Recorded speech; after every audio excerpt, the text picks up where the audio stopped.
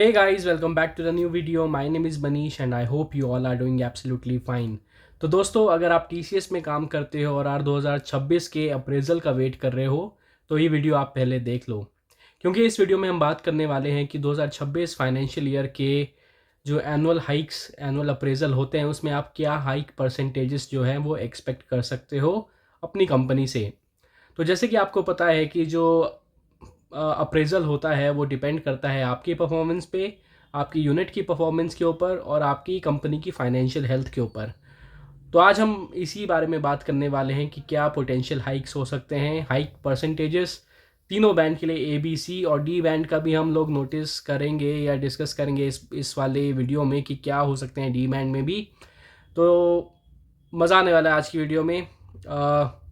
तो वीडियो शुरू करने से पहले अगर आपने मेरे चैनल को सब्सक्राइब नहीं किया तो प्लीज़ मेरे चैनल को सब्सक्राइब करें, वीडियो को लाइक करें और वीडियो को अपने दोस्तों के साथ शेयर करें। तो चलिए इस वीडियो को शुरू करते हैं। तो सबसे पहले हमें इंडस्ट्री का मूड समझना बहुत ज़्यादा ज़रूरी हो जाता है कि इंडस्ट्री में अभी चल क्या रहा है या आपकी कंपनी में अभी चल क्या रहा है।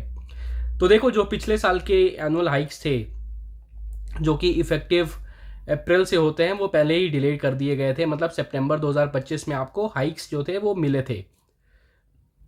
और आपको पता है कि कंपनी में कॉस्ट कटिंग चल रही है और रीस्ट्रक्चरिंग चल रही है। और वो रीस्ट्रक्चरिंग कैसे चल रही है? वो चल रही है आपके बैंडिंग के बेसिस पे, आपकी परफॉर्मेंस के बेसिस पे, आपके RTO के बेसिस पे। मतलब बहुत सारे n नंबर ऑफ वेरिएबल्स हैं जिसके ऊपर आपकी रीस्ट्रक्चरिंग भी चल रही है। हेडकाउंट ऑप्टिमाइजेशन हो रहा है। बोला गया है कि अराउंड 2% ऑफ वर्कफोर्स को जो है वो ऑफिशियली हम लोग ऑप्टिमाइज़ करेंगे, पर नंबर्स बहुत ज़्यादा हैं इससे, वो हम लोगों को भी पता है, सबको पता है। ग्लोबल IT स्पेंडिंग जो है उसमें थोड़ा स्लो डाउन देखा गया है। जो पोटेंशियल प्रोजेक्ट्स थे वो कंफर्म नहीं हो रहे हैं, वो अभी भी पाइपलाइन में ही है। और जो एग्जिस्टिंग प्रोजेक्ट्स हैं उनका स्कोप काफ़ी ज़्यादा कट डाउन हो रहा है, तो उसकी वजह से भी जो आपकी अर्निंग कंपनी की होनी चाहिए वो उस हिसाब से नहीं हो रही है। और AI का प्रेशर तो है ही सर्विस मॉडल पे। नंबर ऑफ़ लोगों को रिड्यूस करने की बात हो रही है, उसको एफिशिएंसी से रिड्यूस करके AI को डिप्लॉय करने की बात हो रही है। तो काफ़ी हद तक जो मूड है वो काफ़ी ज़्यादा नेगेटिव चल रहा है इस पे। तो ये बैकग्राउंड आपको देना ज़रूरी था जिससे आपको क्लैरिटी आ जाएगी कि 2026 में अगर आप सोच रहे हो कि डबल डिजिट हाइक मिलेगी, या आप सोच रहे हो कि जैसा आपको 2025 में मिला था वैसा मिलेगा, तो काफ़ी हद तक आप गलत सोच रहे हो, क्योंकि हो सकता है कि रियलिटी उससे भी ज़्यादा कम हो। तो जैसे कि आपको पता है TCS में परफॉर्मेंस बैंड दिए जाते हैं A B C। ये मोस्ट कॉमन 3 बैंड है। A सबसे ज़्यादा अच्छे परफॉर्मर को मिलता है, B उससे कम, C जो थोड़ा लो परफॉर्मेंस होती है उसको मिलता है। तो अगर आप A बैंड में हो, मतलब आपकी स्ट्रॉन्ग परफॉर्मेंस है, आपकी क्रिटिकल स्किल्स है, आपकी हाई यूटिलाइजेशन है, आपका बिजनेस इम्पैक्ट काफ़ी ज़्यादा है। और इसके अलावा A बैंड उसको भी दिया जाएगा जिसका RTO कंप्लाइंस जो है वो एकदम 100% है। अगर आपका RTO कंप्लाइंस कम है तो इसका मतलब आपको A बैंड के लिए एलिजिबल ही नहीं हो। तो कॉन्ग्रेचुलेशंस अगर आप A बैंड के लिए एलिजिबल हो, बट आपकी जो एवरेज जो एक्सपेक्टेड हाइक हो सकती है वो 8 से 10% के बीच या 7 से 10% के बीच में हो सकती है।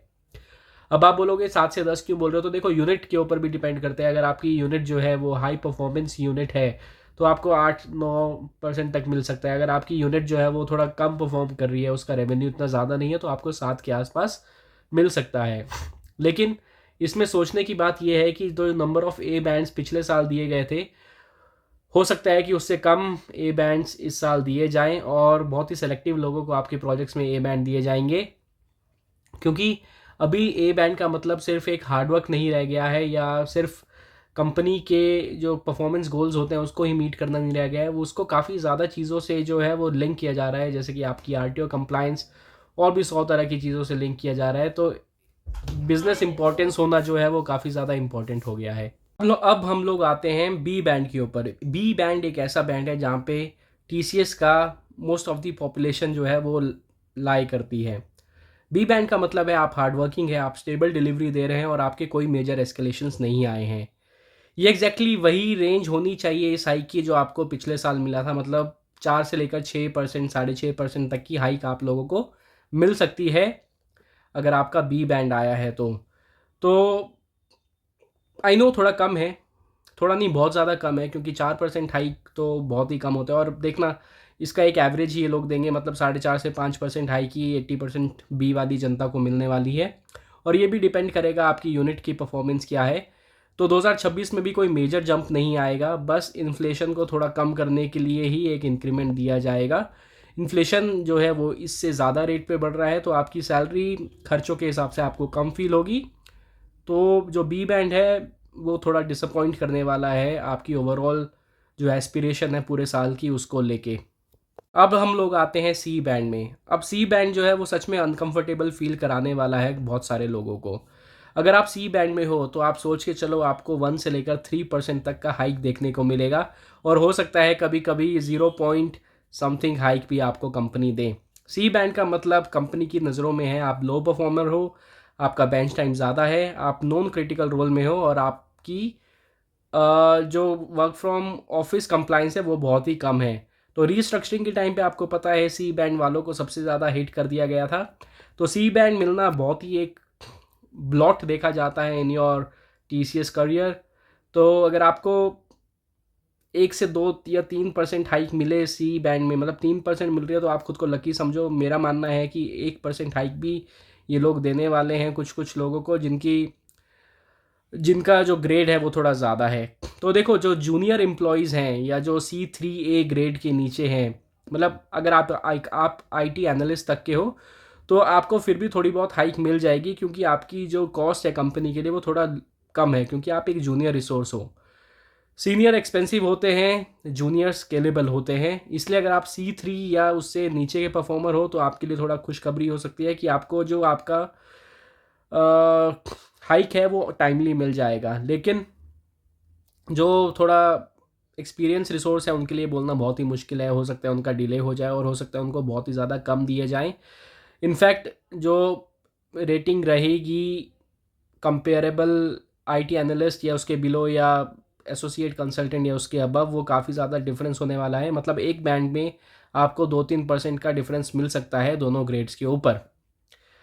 और आपको पता है आरटीओ कंप्लायंस को तो एक साइलेंट डिसाइडर डिक्लेयर कर ही दिया गया है कंपनी के तरफ से। तो आरटीओ कंप्लायंस जो है वो काफ़ी ज़्यादा मेजर रोल प्ले करने वाला है इस बार के 2026 के एनुअल अप्रेजल के ऊपर। तो यही थी आज की वीडियो। आई होप आप लोग को आज की वीडियो पसंद आई होगी। वीडियो पसंद आई है तो प्लीज़ मेरे चैनल को सब्सक्राइब करें, वीडियो को लाइक करें, और वीडियो को अपने दोस्त का शेयर करें। मैं मिलता हूँ आपको नेक्स्ट वीडियो में, तब तक के लिए bye bye, take care and have a nice day.